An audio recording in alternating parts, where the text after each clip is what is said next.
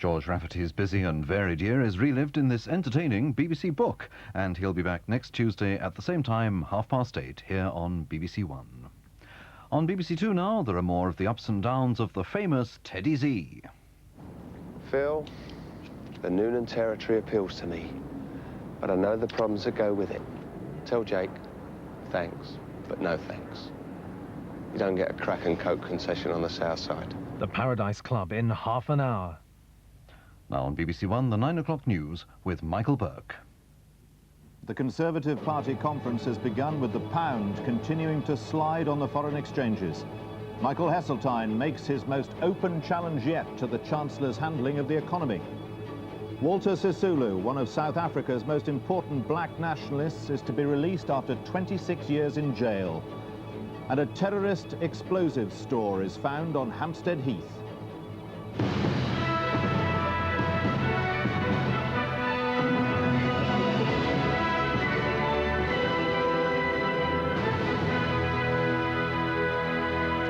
Good evening. The Conservative Party conference opened today as the pound fell to its lowest point on the foreign exchanges for more than 2 years.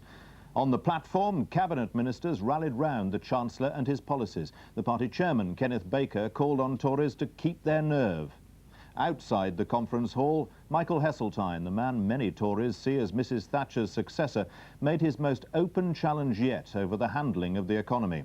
"We can't argue the trade deficit is unimportant," he said. "Ask any housewife how long she can feed the family on tick." With the economy in crisis at this worst moment in their political year, ministers' natural instinct is to close ranks. But beneath the surface are strident arguments going on about sterling. Free marketeers in the government and on the backbenches are now arguing more openly than ever before that the pound ought to have been allowed to find its own level. One influential Tory said this could imply a sharp devaluation by as much as 20 pfennigs. On the other wing of the Conservative Party, Michael Heseltine has now sharply detached himself from the economic policies of the Prime Minister and her Chancellor. He too would accept a lower level for the pound, but only if Britain immediately becomes a full member of the European monetary system. Since he left the government, he's been exiled to the conference fringe, where today he excoriated Nigel Lawson for saying the balance of payments deficit was not a major problem and would be self-correcting. I beg our party not to argue that a deficit on overseas trade is of incidental importance, self-correcting, easily financed. I don't believe a word of it. We would never have allowed the Labour Party to get away with such arguments. Tell the small shopkeeper that he can trade at a loss as long as the banks will lend, and he'll recognize the sounds of socialist naivety. Ask any housewife how long she can feed the family on tick. Tell anyone, anywhere, that you can borrow today, to consume today, and expect no consequences tomorrow, and your empty words will come back to haunt you. The man who's shaping up as Michael Heseltine's principal rival in the contest to succeed Mrs. Thatcher today slipped into his new job as party chairman as to the manner born. With their nerves jangling, Kenneth Baker tackled their anxieties head-on by praising Nigel Lawson for having increased interest rates. Some people said he was going to postpone it until after our party conference. Such an act would have been deceitful and irresponsible. We are not that sort of people. We are not that sort of government. Then he played the oldest trick in the trade, diverting attention from the government's troubles by carrying the battle to the Labour enemy. My friends, we have not been re-elected at 2 successive general elections in order to manage this nation's decline in a more genteel fashion than the Labour Party. He acknowledged Labour's new standing when he said that the next election, unlike the last 2, would be a straight fight. The fight is on, and in the words of Henry before Agincourt, he which hath no stomach to this fight, let him depart. Every ward, every branch, and every constituency must have but a single purpose, victory! The Prime Minister was like a football manager whose new star had done the job she selected him for. What with polls and pounds, it's been a grotty 5 days for Mrs. Thatcher too, and she was grateful to the man she used to keep at a distance for rallying her troops. The best we've ever had, the best chairman speech we've ever had, Mark. But the man whose actions will determine her government's future had slipped away from this conference hothouse to his Leicestershire home. There he's working on his speech for Thursday, the most difficult of his life. The Star Chamber, where Lord Whitelaw used to adjudicate between spending ministers and the Treasury, seems almost certain to be convened again this year. The Chief Secretary, Norman Lamont, has warned the Prime Minister that he believes it will be needed. Cecil Parkinson's transport budget and John McGregor's at education are both reported to be still far from agreement. So Sir Geoffrey Howe's first major task as the Prime Minister's deputy will be to settle these and other thorny disputes. The pound has fallen to its lowest level against the German mark for more than 2 years. At one stage it was down over 3 pfennigs, before recovering a little to end at just over 2 marks 95. Billions of pounds were also wiped off the value of shares. The FT 100 index finished more than 28 points down at 22.18. Trading in London started in an air of crisis. The pound was sold heavily, and in a day of erratic movements there were times when it looked set to fall by more than yesterday's 5 pfennigs. At 9 a.m. the pound opened with a 2 pfennig drop from 2 Deutschmark 97 to 2 Deutschmark 95. It rallied at midday, gaining a pfennig, but by 3:30 sterling was the currency to sell again. It fell to a 28th-month low of 2.9475 Deutschmarks. By the end of trading in London, the pound had just crawled above 2.95 Deutschmarks. At the lowest point of the day, the Bank of England had to intervene, buying pounds at Deutschmarks in an attempt to hold sterling's value without another damaging rise in interest rates, although many market men say another increase in interest rates is probable. It all depends on the pound. If the pound were to fall a lot further, then I think even though the government clearly doesn't want rates to rise, they could be forced into another increase. This afternoon's wave of selling started in New York. Their traders are confused by the Chancellor's strategy. They're not convinced that Mr. Lawson really wants to protect the value of the pound, despite all his public protestations to the contrary. I would think that sterling will continue to be under pressure, that the speculators in particular will continue to sell it, testing the British government to see if they will respond. And since I think it will be too costly for the British government to respond with an interest rate increase, the pound will probably keep sinking. So the attack on the pound is not yet over. The markets now want clear guidance from the Chancellor when he speaks on Thursday. Without it, the pound will fall further until interest rates rise again, or Mr. Lawson accepts he's been forced into a change of policy. For manufacturers, the Chancellor's medicine is getting harder and harder to swallow. This company makes homeopathic remedies, and it's flourished in the Thatcher years. From a cottage industry in the back room of a chemist shop, it's multiplied its turnover tenfold through automation and aggressive marketing. And it's pushing to increase exports to Europe. But now managers watch the daily fluctuations in interest rates and the value of the pound with frustration and the beginnings of anxiety. Has the government, which was their champion, lost its touch? It's not so much whether the interest rates are going up or down, but they're so volatile. We don't know where they're going to be. We don't know where the pound's going to be. We're looking forward on major projects of diversification and new product development, particularly to have these things in place for 1992. And with the volatility in the market, we cannot plan ahead. A well-advanced plan for a new product line was shelved only last week, along with a takeover bid for a smaller company. And the health food chains who sell Nelson's pills and potions have been cutting back on the stocks they hold, so the cash flow's getting tighter too. We're now seeing, for the first time, a period of uncertainty, and we don't know where we're going. I think we need clear signals, and we need an economy that is strong enough with a stable exchange rate to take us over into the next decade. If the prognosis looks doubtful for a robust business like theirs, company bosses here say they wouldn't want the economic worries of a firm that's been in poorer health. The South African government is to release Walter Sisulu, next to Nelson Mandela, the most important black nationalist leader held in prison. An announcement tonight said Sisulu and several other leaders of the banned African National Congress will be set free after more than a quarter of a century in jail. They were all sentenced to life imprisonment for treason in 1964. Only Mandela is still held. Setting his colleagues free may be a trial run for his release. From Johannesburg, James Robbins reports. South African television broke the news of President de Klerk's most significant reform move yet, coming less than 3 weeks after his inauguration.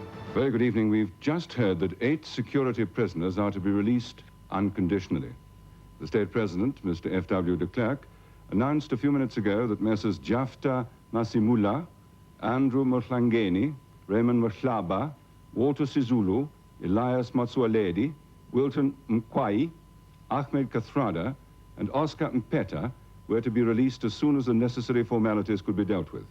Best known of those to be freed, Walter Sisulu, 77 years old, former Secretary General of the ANC, jailed for life alongside Nelson Mandela 25 years ago. Tonight, Walter Sisulu's son, Zwelakhe, was one of the first to get the news on the teleprinters at his newspaper office in Johannesburg. Well, I mean, they're saying that 8 people will be released, including my father and Oscar. Really? But this is not immediately. The government says the men will be set free after the necessary formalities, but hasn't said how long they will take. But Zwelakhe Sisulu couldn't tell us his feelings about to be reunited with the father who's been in prison most of his life, or answer any questions. The newspaper editor, himself an outspoken critic of the government, frequently detained without charge, is banned from all interviews. 8 men will be freed, including all the key ANC leaders except Nelson Mandela, who were convicted with him in 1964 of trying to overthrow the state and jailed for life. The timing of President de Klerk's announcement was carefully chosen, just ahead of next week's Commonwealth Conference, when Mrs. Thatcher will have to defend once more her opposition to sanctions against South Africa. President de Klerk telephoned Mrs. Thatcher in Blackpool to tell her of his decision, which still stops short of Mrs. Thatcher's insistence that Nelson Mandela himself must be released before real progress can be made in South Africa. And that's the message President de Klerk will hear from Archbishop Desmond Tutu and other key church leaders who will meet him for talks tomorrow. They've already welcomed their new freedom to protest on the streets and tonight's news, but insist much more is still needed. It is important for us to know he is not doing us a favor. He's not doing us a favor. He has been forced to do it. And tonight, outside Victor Verster prison, where Nelson Mandela remains a prisoner, clamour for his freedom was renewed. Leaders of major anti-apartheid organisations have been allowed their first visit to Mr. Mandela this evening. His release is still awaited, probably next year. James Robbins, BBC News, Johannesburg. The Labour leader Neil Kinnock tonight welcomed the South African government's decision. He said it was great news. Surely now the unconditional release of Nelson Mandela cannot be delayed. And the Foreign Secretary John Major said it was a positive step forward. Well, I very much hope that good things are now going to happen. It was perfectly clear from the election result that the South Africans are in a mood for reform. This movement within a very brief period of the elections is very helpful indeed. I hope it will be the first of many. Here, explosives and equipment described by the police as terrorist paraphernalia have been found hidden on Hampstead Heath in North London. A section was cordoned off this afternoon, but has now been declared safe. Police were called to Hampstead Heath at 1 o'clock this afternoon. The main road leading across it was immediately sealed off, and the arrival soon afterwards of detectives from the anti-terrorist branch proved that the accidental find was a significant one. 100 yards off the road, a man had stumbled on 2 bags concealed in thick undergrowth. A police van was parked close by as the contents were examined and photographs taken of the whole area. Police are not saying so publicly, but the explosives are believed to be Semtex and the discovery linked to recent IRA activity in England. Police dogs helped scour a large area of Hampstead Heath as detectives looked for any evidence to bring them closer to the terrorists who were clearly going to return here sometime to retrieve what they'd left. This is a good example, in my view, of the public being extremely vigilant. And I would like, again, to commend the member of the public who did, in fact, find this particular cache of paraphernalia. It's certainly, I've no doubt, saved people's lives, and I would like to stress to the public at this particular time how vigilant they need to be. They need to be our eyes and ears, and indeed to assist us to prevent these things happening. And we're most grateful to them. A short time ago, the road across Hampstead Heath was reopened. It's now up to the forensic scientists to judge the significance of today's find. Police suspect the IRA gang currently operating on the British mainland may have access to several caches of Semtex explosives. The material found here will be closely examined to see if there are links with previous finds and with the bombings carried out over the past 18 months. Communist Party leaders in East Germany have been meeting to decide how to respond to the wave of anti-government protests there. They're arguing whether to deal with the crisis with persuasion or more force. A peaceful protest in Leipzig last night was the biggest challenge to the East German government in 30 years. The combination of Mr. Gorbachev's visit, the strident rhetoric surrounding the anniversary of East Germany, and the headlong flight of many refugees has sparked off a long-suppressed yearning for change. As they marched, they chanted, "We are staying here in freedom."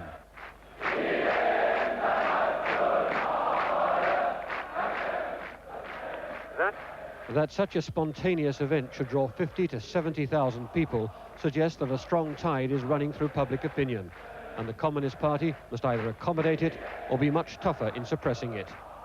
These people were not cowed by the large numbers of the despised Stasi security forces hanging round the edges, nor by substantial numbers of riot police. The continuing demonstrations are changing public attitudes. Das ist für uns erstaunlich. Even those who've been arrested will come back to demonstrate. They are not afraid anymore. For the first time, there are signs of a crack in Communist Party unity. In both Leipzig and Dresden, local party officials have made contact with their opponents, something that would have been impossible a few days ago. If they were now to press the party leadership to modify its hardline opposition to any change, that would mark a considerable shift. Hardliners still have the upper hand. For the first time, East Germany's media have started to report the disturbances, but its hostile coverage, consisting of a few still pictures and much talk of Western media provocation and hooligans. But the reports do indicate that the trouble is even more widespread than was known. In East Berlin, as in Leipzig, riot police have backed away from further confrontation, allowing the campaigners for political change to spill out from the Church of the Gethsemane onto the pavements where in previous evenings they've been beaten and arrested. But it's not clear if this represents a genuine softening of attitudes or just a period of respite, while the security police, weary and overstretched, work out other ways to snuff out hopes of political change. Brian Hanrahan, BBC News, East Berlin. Here, the law commissioners who advise the government on reforming the law say that computer hacking should be made illegal. Offenders could face 5 years jail. So far, there's no law to stop people getting into someone else's computer system, and it's claimed that hackers are costing British companies £400 million a year. Steve Gold was once charged with being a hacker, though it turned out he hadn't done anything illegal. He and a friend dialed into British Telecom's Prestel computer, guessed a simple password, and before long they were looking at what appeared to be the Duke of Edinburgh's electronic mailbox. Since then, others have followed that example. Now, 3 or 4 years ago, when myself and Rob Schifrin were arrested, it was a fair rarity to find someone with the necessary skills and the wherewithal to have to purchase all the equipment. The cost of the equipment has fallen considerably over the past few years, and we can now gain access to a system with just a few £100 worth of kit. Steve Gold and Robert Schifrin were charged with forgery, but the appeal courts decided that no law had been broken. That's the legal loophole which the Law Commission wants to fill. 3 new criminal offences are proposed. There'd be a basic crime of hacking into a computer with a maximum penalty of 3 months in prison. Hacking with intent to commit a serious crime like bank fraud could mean up to 5 years jail. And hackers who alter computer information without permission could also get 5 years in prison. That's designed to stop the spread of computer viruses like this one. As words fall off the screen letter by letter, the writer is powerless to intervene. These offences are not going to catch people who are careless or inattentive. They are simply directed at the deliberate hacker. And the deliberate hacker will, we hope, receive the message that this sort of conduct is causing far too much public expense and private expense to be tolerated further. The Law Commission's proposals have been welcomed by the government, and a bill is expected in the next session of Parliament. Unions representing Ferranti workers say that thousands of jobs will be lost if it's taken over by the French electronics company Thomson CSF and British Aerospace. Today, the two companies announced they were considering making a joint bid. A takeover has been on the cards since Ferranti discovered it had been defrauded of more than £200 million. The Soviet government has said the rail blockade of Armenia is easing, but fuel supplies are still not getting through, and many are said to be suffering. Moscow has now threatened to end the blockade by force. It was imposed on Armenia 2 months ago by the neighbouring Republic of Azerbaijan in a dispute over control of the enclave of Nagorno-Karabakh. 500,000 people on Baku's central square, a massive show of determination that Nagorno-Karabakh will not be ceded. But for Azerbaijan, this has now become a struggle not only against Armenia, but against Moscow as well. The Azeris have always felt that the Kremlin was taking Armenia's side, and Moscow's moves to end their economic blockade have served to confirm those suspicions. Moscow's ban on ethnically motivated strikes has been greeted with contempt here. The Azerbaijanis say the blockade of Armenia will continue, and that if Moscow tries to use troops to reopen the railways, the whole republic will erupt in revolt. At the headquarters of the Azerbaijani Popular Front, the main force behind the blockade, emotions are running high. Nagorno-Karabakh was given to Azerbaijan by Stalin, and attempts to take it away are seen as an insult to the pride of this volatile Muslim nation. The Azeris regard their battle to starve Armenia into submission as the only way they can hope to win justice and protect what is rightfully theirs. If Moscow takes over the railways, they'll be using military strength. We have no military strength, so our reply will have to be through economic pressure. And I can tell you that the measures we're now using against Armenia, we won't hesitate to do the same against Moscow. But Mr. Gorbachev knows that this now has become a direct challenge to his authority. And with Moscow's threats and angry rhetoric achieving little, it may not be long before a crackdown has to follow. Martin Sixsmith, BBC News, Azerbaijan. Here, the government is planning tough action against shop stewards who lead unofficial strikes, and union leaders who refuse to disown such strikes could face big fines. The Employment Secretary, Norman Fowler, told the party conference that the wildcat strike was the weapon of the militant, the tool of the wrecker. The TUC called the government's proposals vindictive and small-minded. The unofficial one-day stoppages on the London Underground in the summer caused widespread disruption. They showed that despite all the employment laws of the Thatcher decade, the government is still virtually powerless if there are wildcat strikes in essential public services. For some time, the government has been promising a crackdown, and now Mr. Fowler has told the conference his proposals will be published tomorrow. The wildcat strike has damaged industry for far too long. The case for action is overwhelming, and tomorrow I will be publishing this government's plans to curb this evil. Some details emerged tonight. Unions will be told secret ballots must be held to sanction any wildcat strike. Failure could lead to hefty fines if the strikers aren't disowned by the unions, and shop stewards who organise such strikes could face the sack. It was the dispute between the seamen and the shipping company P&O which, in the government's view, illustrated the failure of union leaders to enforce discipline. And Mr. Fowler says the new law will curb rogue strikes, which make up 3/4 of all the stoppages in Britain. The Health Secretary, Kenneth Clarke, has strongly defended the government's plans for the NHS. He told the party conference that his support for the principles of the health service was unwavering and hinted there might be more cash available. And he attacked the campaign by doctors who are opposed to the changes. A small, orderly demonstration by midwives was the only outward sign of the controversy raging over government plans for the NHS. But at a fringe meeting held by the British Medical Association, which has infuriated some Tories by its campaign against the government, feelings did spill over in a very unconservative fashion. We can quite see the leanings that we've got here on that side of the table. It's all one side.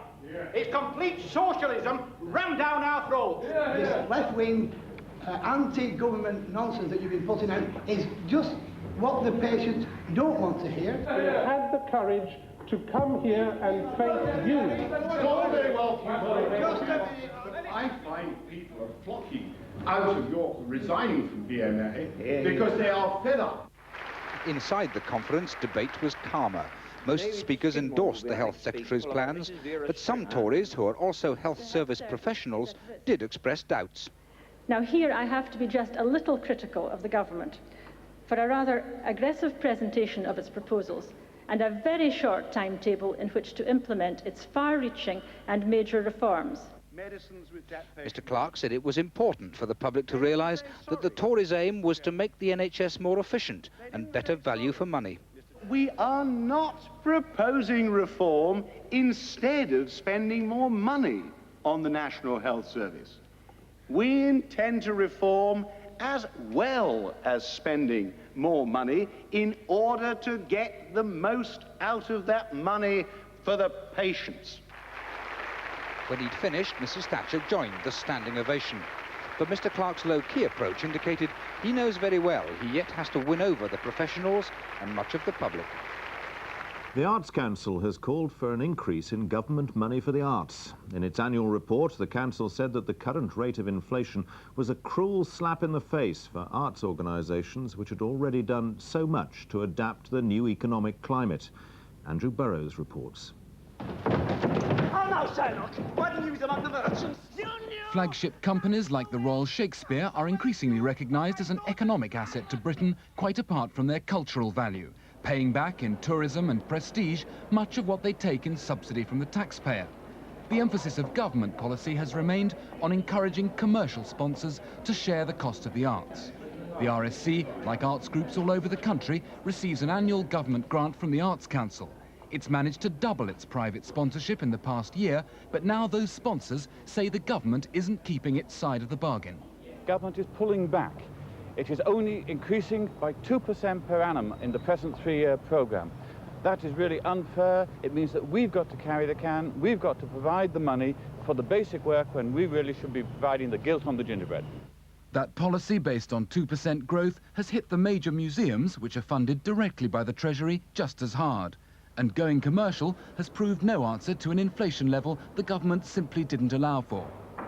Inflation has increased dramatically, and it is now causing havoc. And it's not just with the performing arts, it is with the museums, the art galleries, right across the board. And I think there is a growing anxiety and concern, not to say dismay, at the damage that is being done. Arts Council Chairman Peter Palumbo made a plea today for the many millionaires created by the Thatcher Revolution to play their part as patrons of the arts. Peter Palumbo believes the government will come up with relief funding before its next spending round, thus making a special case for the arts. For arts administrators and sponsors, already deeply concerned, that may not be special enough. And tonight's main news again. Cabinet ministers have rallied round the Chancellor and his economic policies, but the pound has fallen to its lowest point on the foreign exchanges for more than 2 years. From the 9 o'clock news, good night.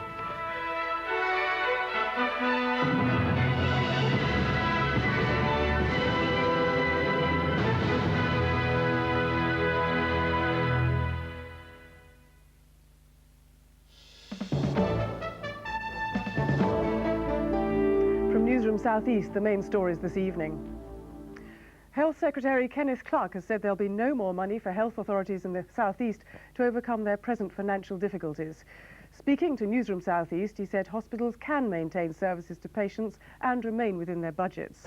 All health authorities around the country can, in fact, manage their service on the allocations they've got. I know some face very difficult, troublesome local problems. It's up to them to solve them, and solve them in a way which doesn't have unnecessary ward closures and damage to patient services.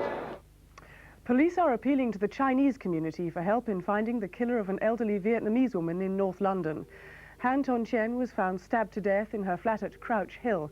Her family have offered a £10,000 reward to help catch her murderer. Police say they're concerned for the safety of 3 young children removed from council care by their parents.